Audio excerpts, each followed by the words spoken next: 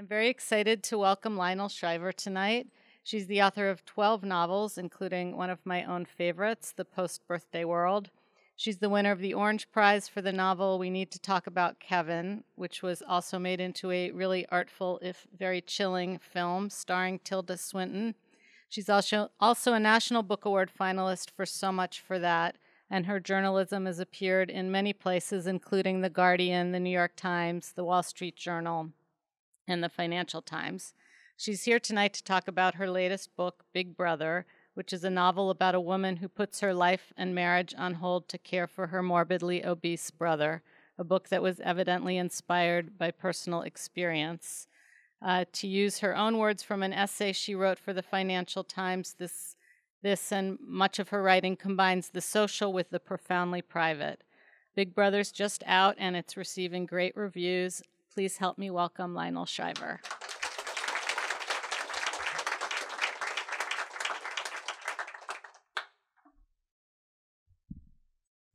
Good evening. Thanks for coming out on such a beautiful day. I personally would be in the park.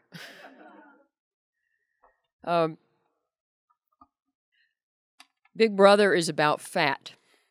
It's not just about obesity, but also the whole constellation of issues that we've come to associate with weight, our relationship to food, why we eat, in addition to just feed our bodies, how we use food in relationships with each other, and how complicated that the relationship to food has become, both privately with ourselves and socially. It was inspired by the death of my own older brother in 2009 to the complications of morbid obesity. And so the fact that this issue hit so close to home in my own family gave me the feeling that this was my material. It seemed to belong to me, and I think helped reprieve me from feeling a little anxious that I would otherwise just be perceived as some skinny bitch who is lecturing people on the evils of cupcakes. It's about a woman whose name is Pandora Haftanarson. She's the narrator of the book, and she grew up in a family in L.A. The father, Travis, was the star of a television drama in the 1970s that lasted for 8 years called Joint Custody. I made a note of the fact when I was trying to come up with a TV program that hadn't actually been made, that all the shows that I watched when I was growing up bizarrely seemed to feature either widows or widowers as the parent, and it seemed demographically improbable. And there's clearly something of a conspiracy in the networks to make sure that there were no divorced parents. And at the same time, of course, half of marriages in the U.S. were ending in divorce. And so I thought that it might seem cutting edge to have a show that was specifically about a riven family and the way in which the kids were torn between two warring parents. The trouble is that for Pandora and her brother Edison, they also have a younger sister who doesn't feature prominently in the book. This show was a mirror image of their family in terms of the little sister, middle sister, older brother, and they were roughly the same age as the kids in the show. But the kids in the show, 2 or 3 were prodigies, and the father on the show was in many ways a wonderful father, whereas their real father was very neglectful. And I liked the fact that if you put that situation together, surely the real kids would really, really hate the fake kids. And I also liked that would bond the siblings. And because this is a book in many ways about a sibling relationship, it was important for them to have a particular and intense childhood together that bonded them. Well, Pandora's reaction to growing up in a celebrity family was to see through it and to not aspire to be famous herself. Her father was an asshole, not to put too fine a point on it, and she wanted for herself the kind of wholesome solidity that she identified with her father's parents, who lived in Iowa. So the book is set in Iowa because Pandora fled L.A. and sought a very ordinary life for herself by design. She liked modesty and authenticity. But her brother Edison had a very different reaction, was more competitive with the father, and wanted to make his mark in the world and see his name in lights. And he became a jazz pianist and moved to New York and had always wanted to be famous. So it's a very different trajectory for these two people. But they've kept in touch. And Edison has historically been a very attractive man, tall, svelte. He was a track star in high school, very popular with the ladies, and Pandora has always admired him. The odd thing that's happened in midlife, however, is that Edison has fallen on hard times, and Pandora has become accidentally successful. She started a business called Baby Monotonous. It was based on a present she gave her husband, Fletcher, for Christmas. She handmade him a pull-string doll that looks a lot like Fletcher. And Fletcher is a fitness and nutrition freak, and she's tired of it. So she made fun of it by putting together a set of recordings that the doll says, the kind of thing that Fletcher says all the time, like, I want dry toast. I want dry toast. Well, her younger sister saw it and said, oh, I really want one of those for my boy that makes fun of my boyfriend because he's driving me nuts with all these little phrases that he uses, like it's good to go. Would you please make one? And before she knew it, Pandora had started a company that makes these things, and they become a national fad. So that her picture as the entrepreneur ends up on the front of Forbes magazine, and everyone wants one in New York. So even New York Magazine does a cover story called "Monotonous Manhattan," and so she's suddenly a minor league celebrity herself. Yet here's this person who has deliberately wanted to be a quiet, modest, normal person. And you can imagine that this is a setup from your author.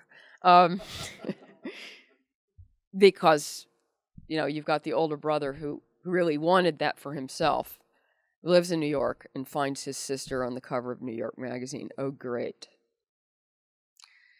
Well, I wanted to explore in this book not only the fat situation, but also fame and celebrity and career success. So that's a running sub-theme in the book. Now, the novel starts at the point where Pandora picks up her brother at the airport, and they have not seen each other for 4 years. And that's longer than usual, but she's been busy building this business. And finally got a phone call from an old friend of Edison's who, he seemed to want to get Edison off his hands, which is a little weird. And we're concerned that Edison is in bad shape, but Pandora doesn't realize how literally bad a shape he is. So when he shows up at the airport, she looks straight at him and doesn't recognize him. And that's because he has gained hundreds of pounds in that last 4 years. So rest of the story is Edison comes to stay, outstays his welcome for 2 months. And finally, it's time to put Edison back on the plane back to New York. And Pandora has to decide whether or not to try to stage some kind of an intervention, because Edison just keeps getting fatter, or just let him go, because, of course, it's his life and his problem. And I think all of us with families can identify with that sense of conflict. This is a book that tries to look at the larger issue of appetite, and that's the sense in which the fame, career success theme and the food theme come together. That is, it's trying to put forward a theory that, as Pandora finally says in the end of the novel, we are meant to be hungry. That was taken out of context in some British publicity and made to make me look like a complete lunatic. I think there's something to recommend having an appetite in many different realms, and the state of satiety is not to be envied. I like the fact that when you have desires, you have a sense of direction, of trajectory, of energy.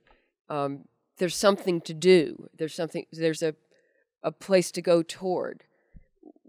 When you have everything you want, it's a static experience. And you just sit there. It's like, what's next? And I have to say there was definitely an element of the autobiographical here, not in terms of my own baby monotonous company, but my own reaction to my career suddenly going better. I was in the literary wilderness for at least a dozen years. Not only had I done an event like this in those years, would nobody be here, but I wouldn't be invited. And finally, things turned around in about 2005, and it was nice. But I'd actually say it was, in majority, an absence of pain, which is a big shock. I mean, when you've been looking forward to something for a long time, you think it's going to be intense. And it was incredibly mild. It was pleasant. And it's still pleasant. And I wouldn't go back there. But suffering has an intensity that contentment doesn't. And I sometimes miss the drive that sheer spite used to give me. And that's what I miss. That I'll show them, fuck you thing. And I, if things don't go well for me now, I have only myself to blame. Maybe I'm not writing well enough, or I'm not writing the right books, but I can't say I haven't been given the opportunity. And in fact, I am doomed to consider myself very lucky.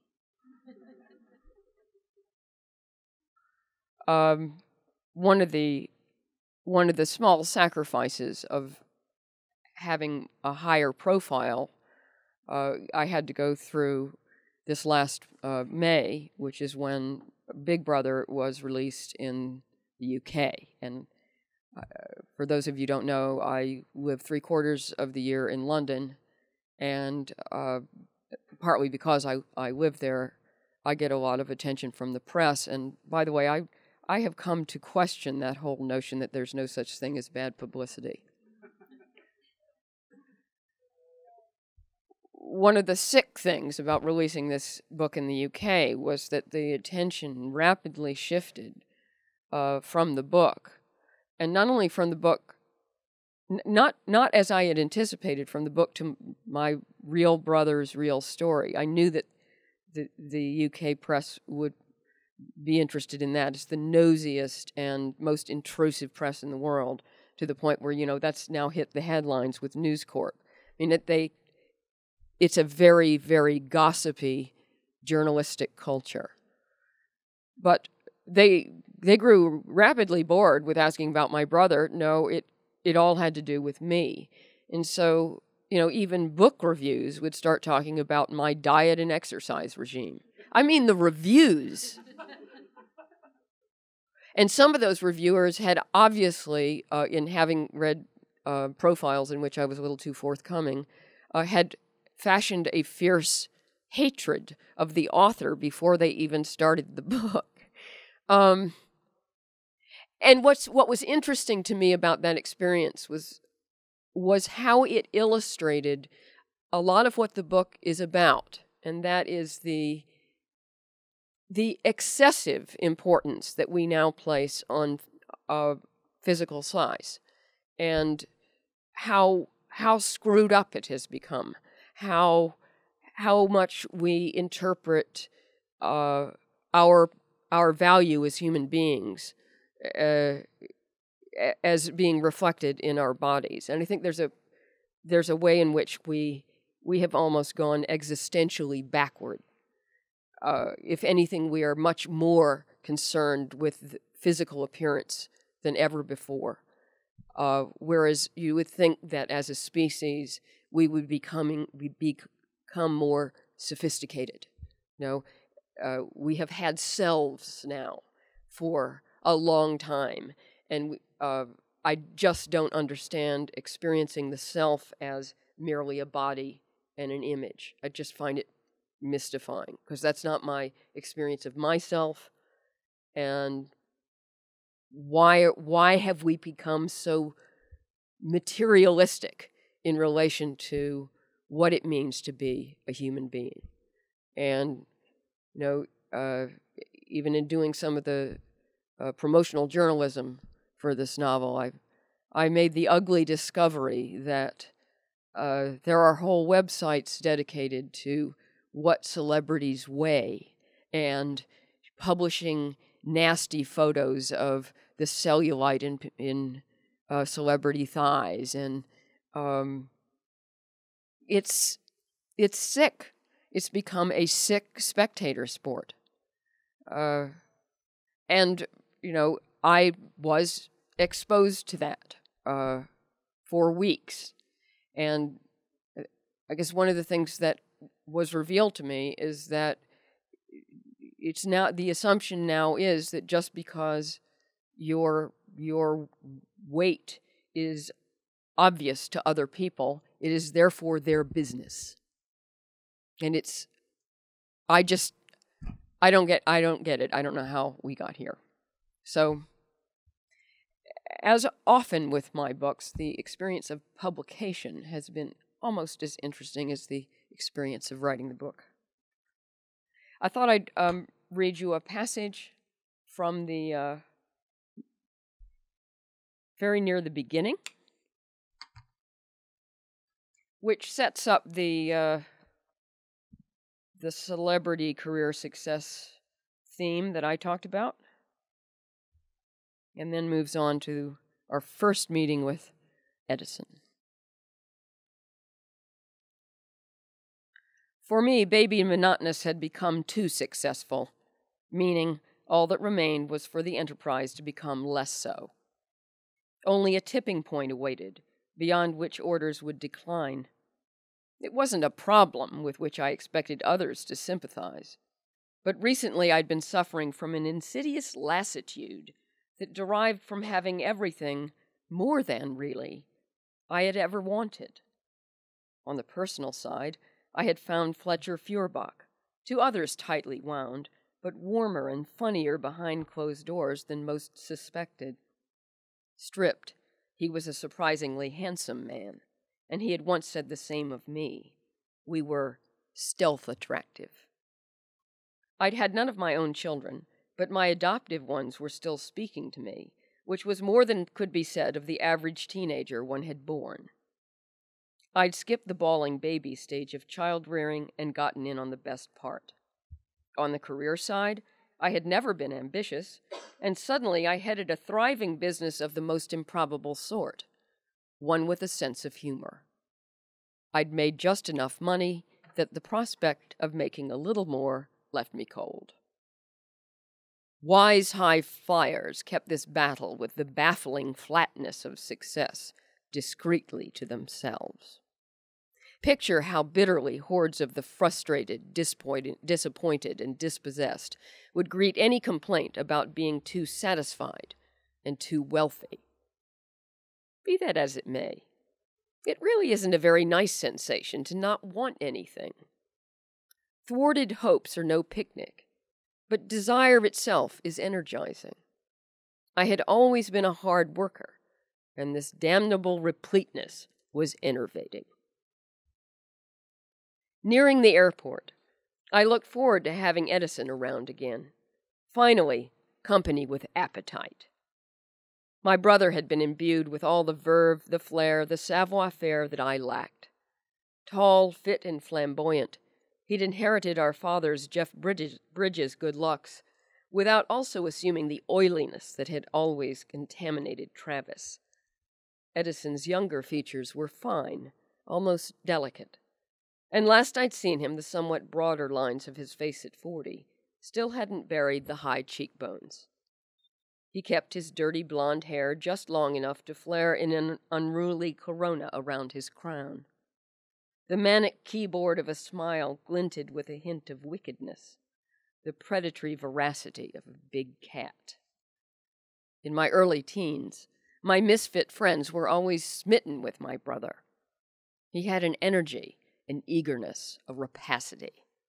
Even into adulthood, he never hugged me without lifting me off the floor.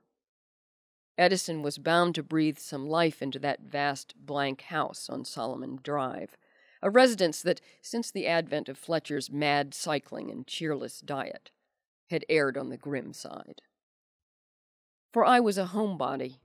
I hated travel, and gladly let my brother act as my alter ego, catching red-eyes while I slept. I recoiled from attention. From childhood, Edison could never get enough of it.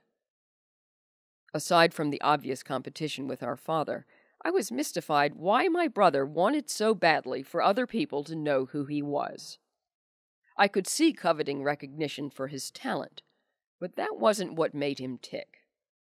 Ever since I could remember, he'd wanted to be famous. Why would you want to sell millions of people on the illusion that they knew you when they didn't? I adored the fortification of proper strangers, whose blithe disinterest constituted a form of protection, a soft, oblivious aspic of apathy in which I could hide, like a square of fruit cocktail in strawberry jello. How raw and exposing instead to be surrounded by strangers who want something from you, who believe they not only know you, but own you. I couldn't imagine why you'd want droves of nitpickers to comment on your change of hairstyle, to regard everything from your peculiar furniture to the cellulite in your thighs as their business.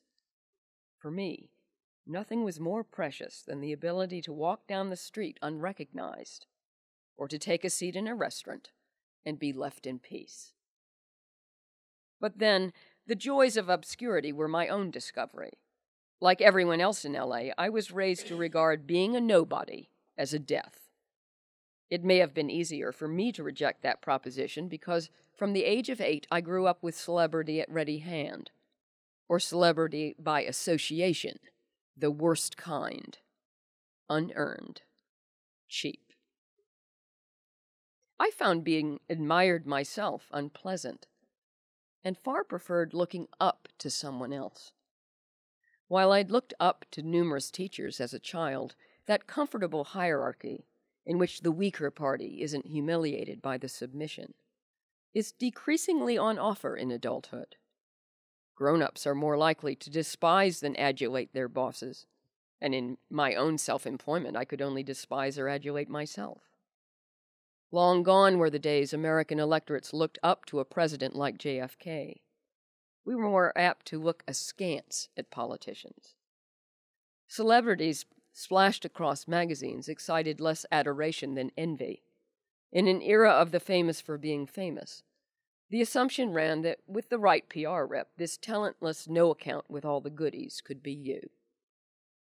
I used to look up to my father, and the fact that I did no longer pained me more than I admitted.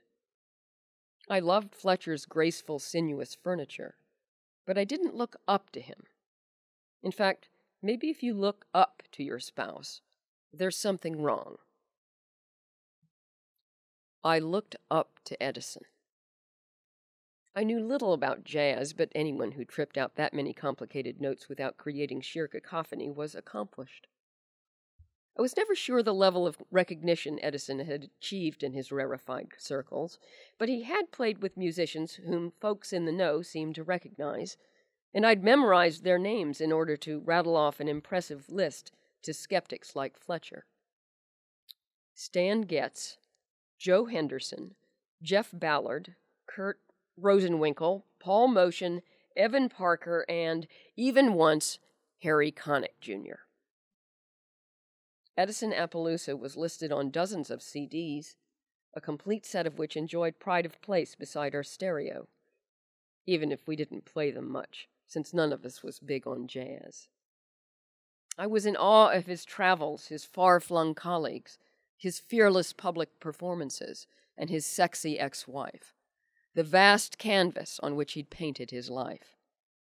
He may often have made me feel mousy, tongue-tied, not quite myself.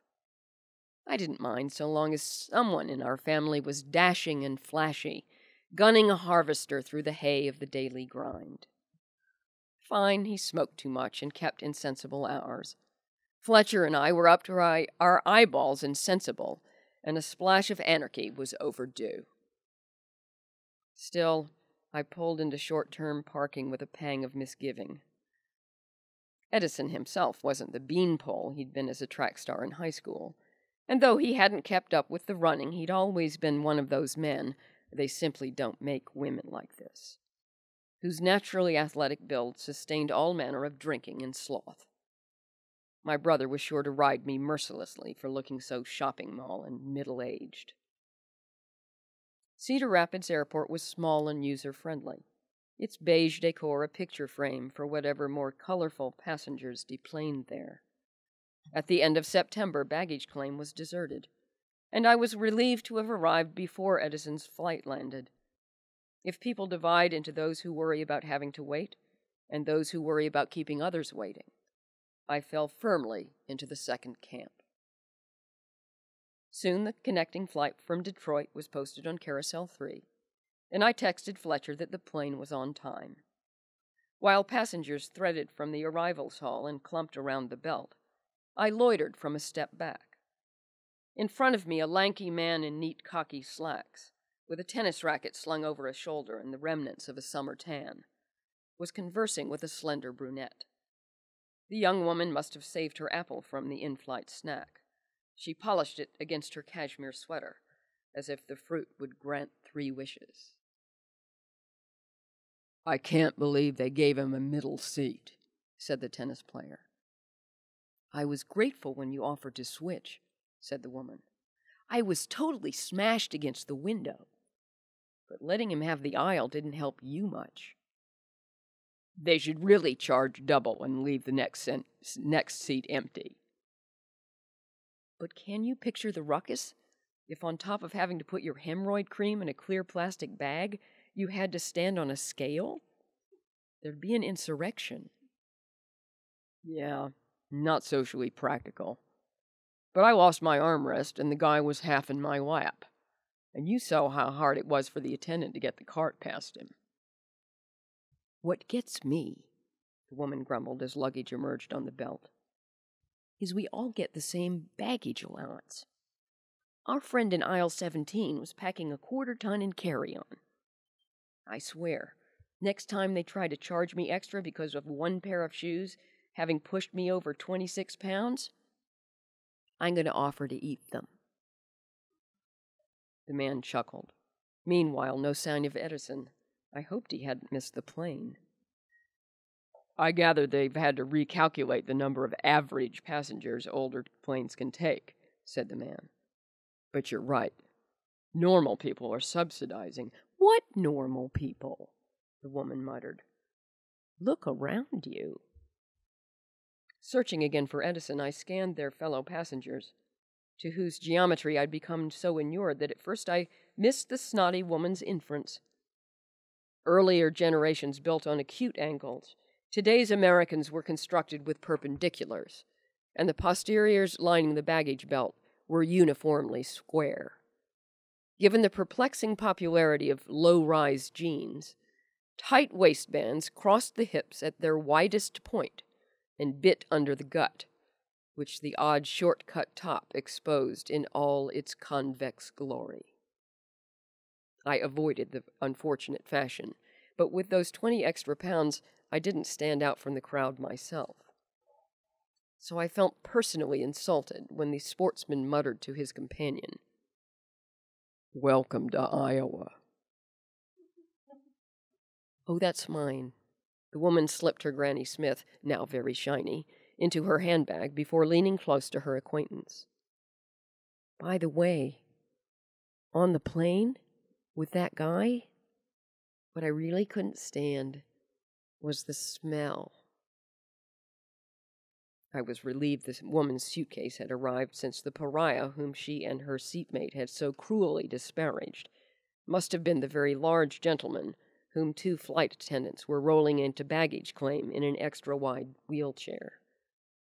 A curious glance in the heavy passenger's direction pierced me with a sympathy so searing I might have been shot. Looking at that man was like falling into a hole, and I had to look away because it was rude to stare, and even ruder to cry. "Yo, don't recognize your own brother?" Wheeling to the familiar voice at my shoulder was like striding through a sliding door and smacking flat into plate glass. The smile I'd prepared in welcome crumpled. The muscles around my mouth stiffened and began to twitch. "Edison?" I peered into the round face, its features stretched as if painted on a balloon. Searching the brown eyes, nearly black now so hooded, I think I was trying not to recognize him. The longish hair was lank, too dull, but the keyboard grin was unmistakable, if sulphurous from tobacco, and tinged with a hint of melancholy, along with the old mischief. "Sorry, but I didn't see you." "Find that hard to believe." Somewhere under all that fat was my brother's sense of humor. "Don't I get a hug?" "Of course." My hands nowhere near met on his curved back, the form soft and warm, but foreign. This time, when he embraced me, he didn't lift me off the floor. Once we disengaged and I met his gaze, my chin rose only slightly. Edison had once been 3 inches taller than I, but he was no more. It was now less physically natural to look up to my brother. "Did you not need that wheelchair, then?" "Nah, that was just the airline being impatient. Don't walk fast as I used to." Edison, or the creature that had swallowed Edison, heaved toward the baggage belt. "But I thought you didn't see me." "It's been over 4 years. I guess it took me a minute. Please, let me take that." He allowed me to shoulder his battered brown bag. Visiting my brother in New York, I trailed after his ground-eating Calumph, nervous of getting left behind in a strange city, as he threaded nimbly through slower pedestrians without colliding with lit cigarettes. Yet walking with him toward the airport exit, I was obliged to employ the step close of a bride down the aisle. "So how was your flight?"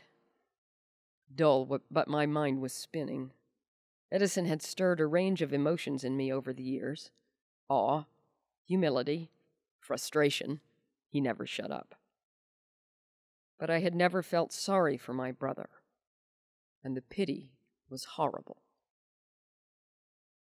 "Plane could take off," he grunted, "even with me on it. That what you mean?" "I didn't mean anything." then don't say anything. I'm not supposed to say anything. I was already climbing the steep learning curve of an alien modern etiquette. Edison could crack wise at his own expense, and had he shown up in a form bearing some passable resemblance to the brother I remembered, he most certainly would have hounded me about my hips. But when your brother shows up at the airport weighing hundreds more pounds than when last you met, you don't say anything.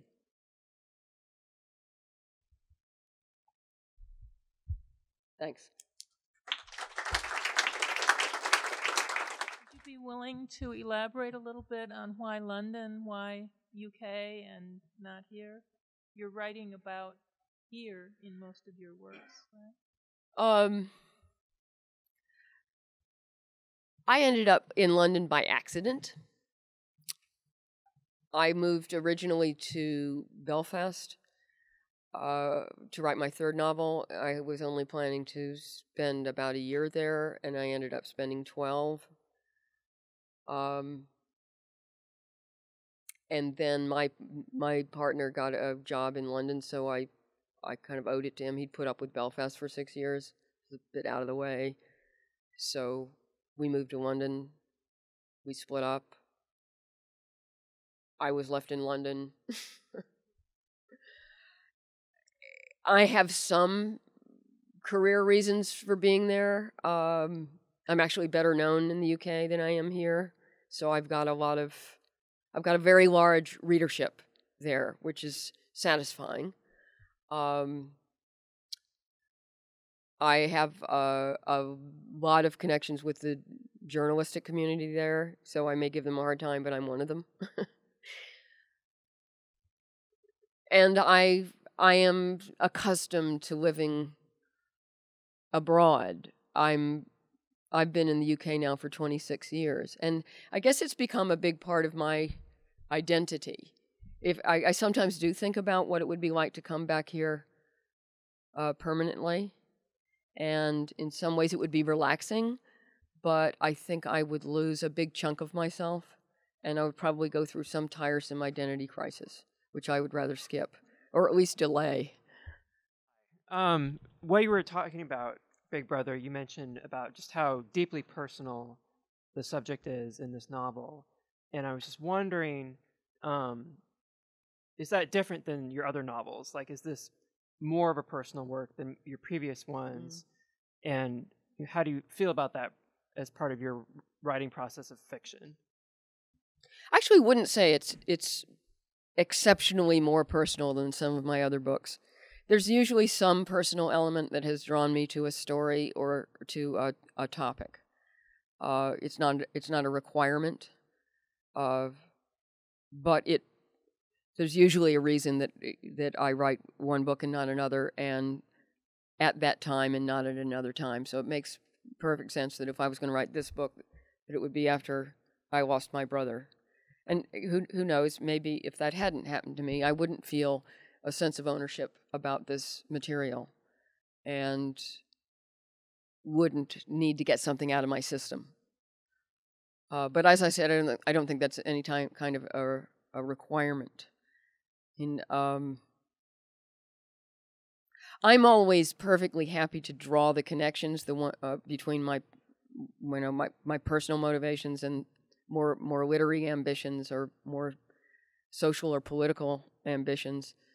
I think that's sometimes misinterpreted as therefore I am an autobiographical writer, and I go to a lot of effort to write fiction and to create new things and make them work in their own terms, and I get a little impatient that just because I'm forthcoming about, why I think I wrote this book and why I chose to write it now, then I get the autobiographical thing thrown back in my face.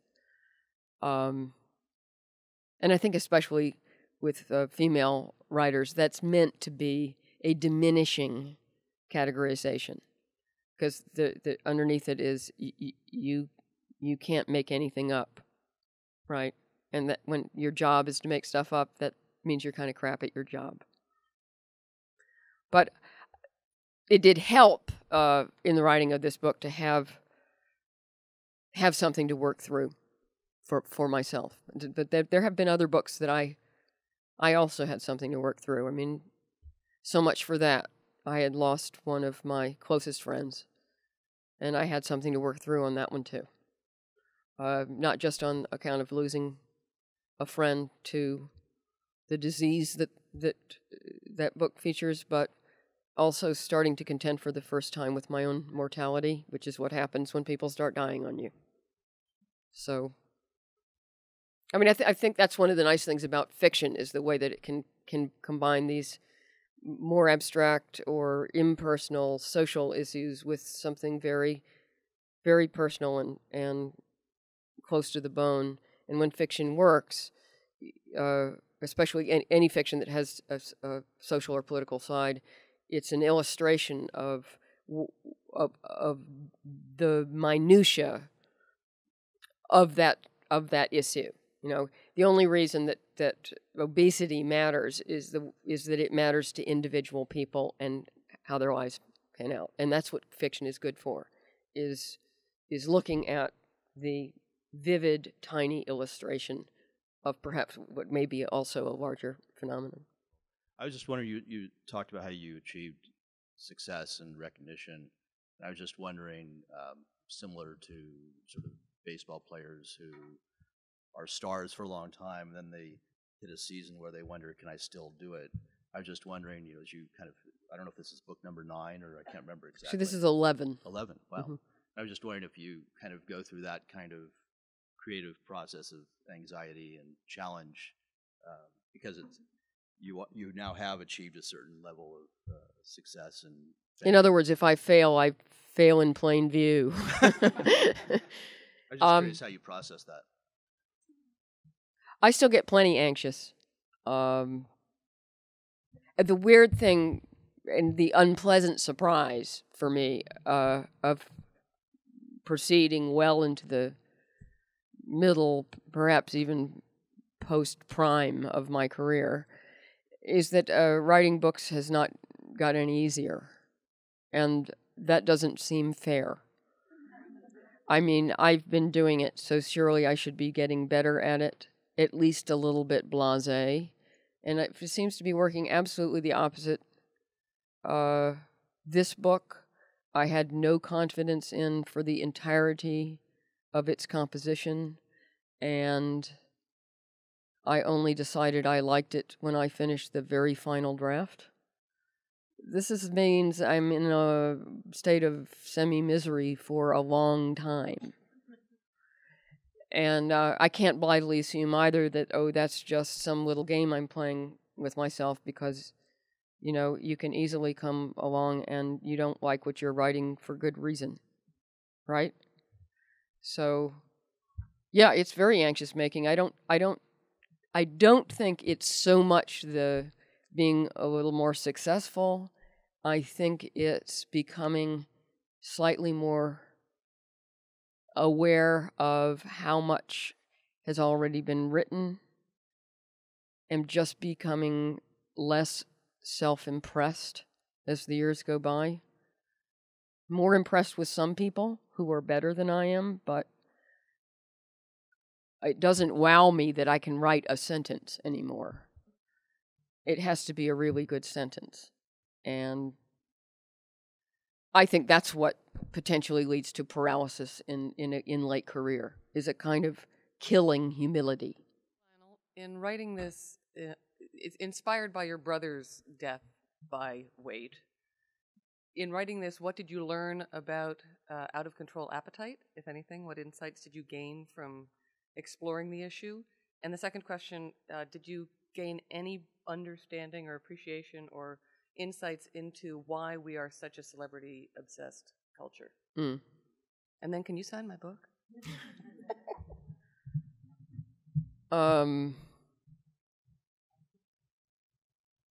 I put forward a few theories about out-of-control appetite. I mean, I think that when you are turning to food to satisfy other appetites that food simply isn't capable of sating, you can eat an infinite amount because you're still empty somewhere. I mean, there's a line in the book that Pandora tells Edison that it's as if he's been turning on the taps of the sink to fill the bathtub, so that you can keep turning the sink on more and more full, but you're not going to fill the bathtub. And if you're eating because you're lonely, you can go through the contents of the entire refrigerator. You're still lonely at the end of it. I always find this expression "comfort eating" a little weird. I don't think eating is comforting, and especially the kind of eating that comfort eating is referring to. It's usually going to be eating by yourself, and at the end of it, you're not going to feel better. Comfort eating is failed. It's always failed. It doesn't make you feel all soft and happy and warm. It generally makes you feel dumpy and a little irritated with yourself. And I think that's a lot of it. That we reach for food for the wrong reasons. I sometimes find when I'm working on a scene it's usually in a first draft, and it's not going well, and I don't know what comes next, and it's just not working. I'll end up staring in the refrigerator, and then I have to kind of like get a grip, close the refrigerator, go back upstairs. What's wrong is the scene isn't working, not that I'm hungry. But that's going to be a kind of default impulse. And the other question is, why are we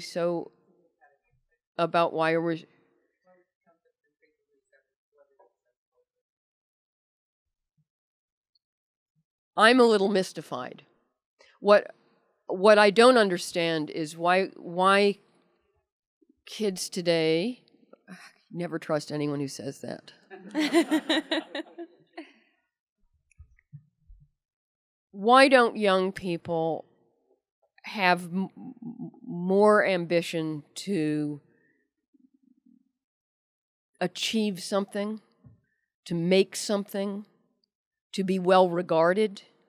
I mean, that's what I find odd is there's a difference between career success and celebrity, and we seem to have blurred the difference. That the thinner version of what it means to accomplish something has replaced real accomplishment, so that the point is not to even to say write really good books. It's to have your name in the paper and to have your picture in magazines. So even if your picture is in magazines for the book, that's incidental. The point is your picture in a magazine. Why is that interesting? Why is that, even as an idea, exciting? Why does that whet youthful appetites? Why is that supposed to be the pinnacle of what it means to have really made it? I don't understand it. I mean, it may have something to do with the prevalence of visual image in this culture, because celebrity has a lot to do with the proliferation of one's own visual image. But beyond that, I'm a little flummoxed. It seems like, just like television and movies, characters in books tend to be skinny or their weight isn't mentioned. And if it is, they're either a peripheral character or something kind of hideous, or they're the heroine in a book that's out there to remind women with love handles that someone will indeed embrace them.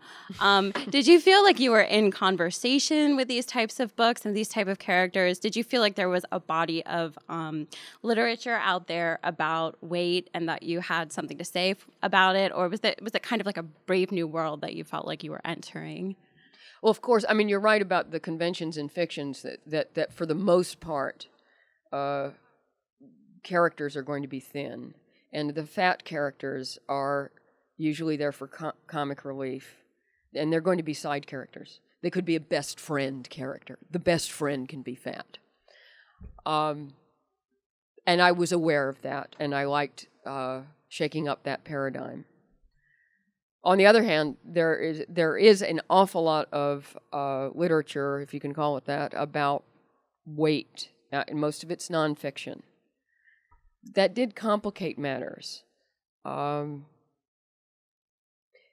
In times previous, I have addressed subjects that we have avoided. We're not avoiding this subject. We talk about it all the time. It's in the paper every day. It's in every single women's magazine, you know.